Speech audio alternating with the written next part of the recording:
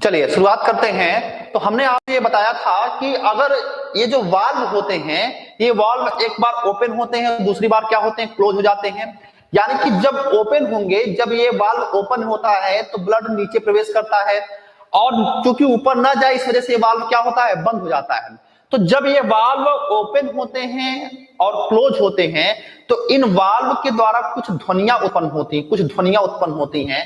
तो और वो ध्वनियां कौन सी हैं? वो ध्वनियों को हम लब और डब के नाम से जानते हैं। उन ध्वनियों को हम लब और डब के नाम से जानते हैं। तो ये जो लब और डब की जो ध्वनियां उत्पन्न होती हैं, ये जो लब और डब की जो ध्वनियां उत्पन्न होती हैं, ये वाल्व के खुलने, ये वाल्व के खुलने और बंद होने की वजह से, ठीक है, और बंद होने के कारण उत्पन्न होती हैं, बंद होने के कारण उत्पन्न होती हैं। ये बात आपको जाननी चाहिए। आप लोग सुने होंगे कि क्या धड़कन कुछ कहती है, तो धड़कन कहती है, क्या कहती है, यही लब और डब नामक ध्वनि उत्पन्न करती है, जिसको हम स्टेथोस्कोप की सहायता से जब हम सुनते हैं तो हमको धक धक की आवाज सुनाई पड़ती है। एक जो धक होता है वो ज्यादा तेज होता है। ऑपरेशन थिएटर में आप जाते हैं ना, तो कहता है कि पहले एक बार आवाज सुनाई पड़ती है, एक जिसकी साउंड लंबी होती है धक, उसके बाद थोड़ा सा धीमी आवाज रहती है, छोटा सा धक कहता है। तो वो जो लब और डब की जो ध्वनियां उत्पन्न होती हैं, वह इन्हीं वाल्व के खुलने और बंद होने के कारण होता है। और ये जो ध्वनियां होती हैं, ये एक प्रकार की अपश्रव्य ध्वनियां होती हैं, यानी कि इनकी आवृत्ति 20 हर्ट्ज से नीचे की होती है। इसी वजह से ऐसी ध्वनियों को सुनने के लिए हम स्टेथोस्कोप का सहारा लेते हैं। तो धड़कन क्या कहती है? लब और डब कहती है। एक बार लब क्या होता है, धक धक धक धक जो होता है वह एक बार अधिक होता है, दूसरी बार कम होता है। चलिए अब आगे बात करते हैं इसी से रिलेटेड कुछ और बातें। 5 मिनट और कंसंट्रेट रहिएगा, 5 मिनट और कंसंट्रेट रहिएगा। ये पूरा जो है चैप्टर जो है पूरा फिनिश कर देते हैं, पूरा टॉपिक कवर कर देते हैं, ठीक है। देखिए अब बात करते हैं ब्लड प्रेशर, जो है ब्लड प्रेशर की। ब्लड प्रेशर क्या होता है? देखिए, निलयों के संकुचन के फलस्वरूप रक्त वाहिनियों पर उत्पन्न दाब रक्त दाब कहलाता है।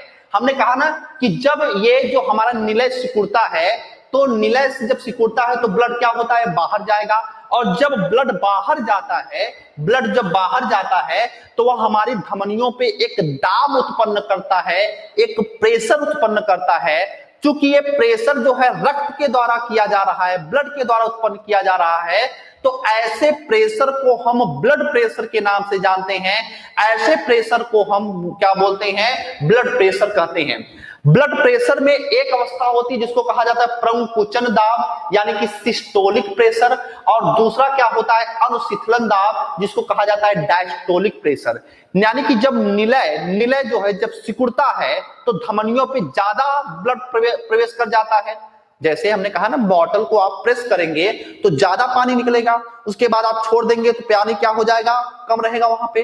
तो जब निलय सिकुड़ता है तो उस समय धमनियों पर ज्यादा दाब उत्पन्न होता है। उस दाब को हम प्रकुंचन दाब के नाम से जानते हैं, प्रकुंचन दाब के नाम से जानते हैं, या सिस्टोलिक प्रेशर के नाम से जानते हैं। और सिस्टोलिक प्रेशर का मान कितना होता है, 120 mmHg होता है। 120 mmHg यानी कि पारे के दाब से इसकी गणना किया जाता है। Hg का मतलब क्या होता है, पारा। और जब रिलैक्स अवस्था में होता है उस समय धमनियों पे दाब कम हो जाता है, और जब कम हो जाता है दाब तो कितना होता है, 80 mmHg होता है। पारे की दाब से गणना किया जाता है 80 mmHg। तो एक स्वस्थ मनुष्य का रक्त दाब या ब्लड प्रेशर कितना होता है, 120/80। 120/80, जिसमें से 120 क्या है, 120 सिस्टोलिक है, और 80 क्या है, 80 डायस्टोलिक है। 80 क्या है, डायस्टोलिक। ये कई बार क्वेश्चन पूछा गया है, याद रखिएगा। 80/120 नहीं करेंगे, 120 में क्या करेंगे, 80 करेंगे, ठीक है।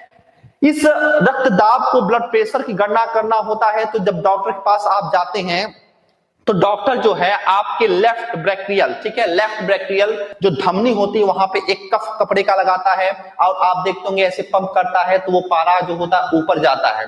उस यंत्र का नाम होता है, उस यंत्र का नाम होता है स्फिग्मोमैनोमीटर। उस यंत्र का नाम होता है स्फिग्मोमैनोमीटर, जिस यंत्र की सहायता से रक्तदाब अर्थात ब्लड प्रेशर की गणना किया जाता है उसका नाम क्या होता है, स्फिग्मोमैनोमीटर जो है कहा जाता है।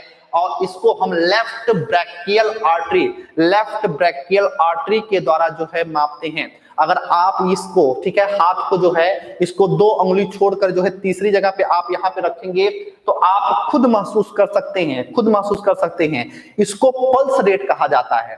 पल्स रेट नाड़ी जो दर होती है वह ब्लड प्रेशर से क्या होती है, अलग होती है। क्या अलग होता है, जब हम प्रकुंचन दाब अर्थात सिस्टोलिक और डायस्टोलिक इन दोनों का अंतर निकालते हैं तो वह पल्स रेट कहलाता है, वह पल्स रेट कहलाता है, वह नाड़ी दर कहलाता है। ठीक है, तो सिस्टोलिक और डायस्टोलिक का अंतर क्या होता है, नाड़ी दर, जिसको हम रेडियल से क्यों क्या करते हैं, मापते हैं शरीर के विभिन्न हिस्सों में। अगर आप यहाँ पर आएंगे, ठीक है, यहाँ पर तब भी आपको ये पल्स रेट महसूस हो जाएगा, यहाँ पर आएंगे तब भी आपको पल्स रेट महसूस हो जाएगा। ठीक है, तो पल्स रेट क्या होता है ध्यान समझिएगा। पल्स रेट के बारे में अगर मैं बात करूं, नाड़ी दाब के बारे में बात करूं, तो सिस्टोलिक प्रेशर से जब डायस्टोलिक प्रेशर को घटाते हैं तो हम पल्स रेट की गणना करते हैं। और एक व्यक्ति का पल्स रेट कितना होता है, 70 से लेकर 90 पर मिनट। हम कहते हैं ना 72 बार, तो वो 72 बार एक मिनट में जो धड़कता है दिल, उसी के बराबर, उसी के लगभग इक्विवेलेंट जो होता है ये नाड़ी दर पाया जाता है 70 से लेकर 90 प्रति मिनट। बच्चों में पल्स रेट अधिक होता है, वयस्कों में 70 से लेकर 90 के बीच में होता है, और वृद्ध में ये अवस्था जो है ये कम हो जाती है, अर्थात ये 40 से 50 के आसपास जो है पल्स रेट पहुंच जाती है। तो वृद्ध में सबसे कम होता है, वयस्क में नॉर्मल रहता है, और बच्चों में सबसे अधिक पल्स रेट जो है ज्ञात किया जाता है। और इसको कैसे ज्ञात किया जाता है, किससे, तो रेडियल आर्टरी से, रेडियल आर्टरी से मापा जाता है। तो ये सारी बातें आपको याद होनी चाहिए। और इस मानव हृदय से कितने क्वेश्चन बन सकते हैं ये मैं खुद नहीं बता सकता हूं, क्योंकि ये बहुत महत्वपूर्ण टॉपिक है और हमने इसको बहुत आसान, बहुत सिंप्लीफाइड ढंग से आपको बताने का प्रयास किया है, बहुत ही सिंपल वे में आपको बताने का प्रयास किया है। क्योंकि अगर उसके एक्चुअल फिगर की हम बात करेंगे तो एक्चुअल फिगर में आप कंफ्यूजन की स्थिति में आ जाएंगे, यहां पर कंफ्यूजन की स्थिति में आ जाएंगे।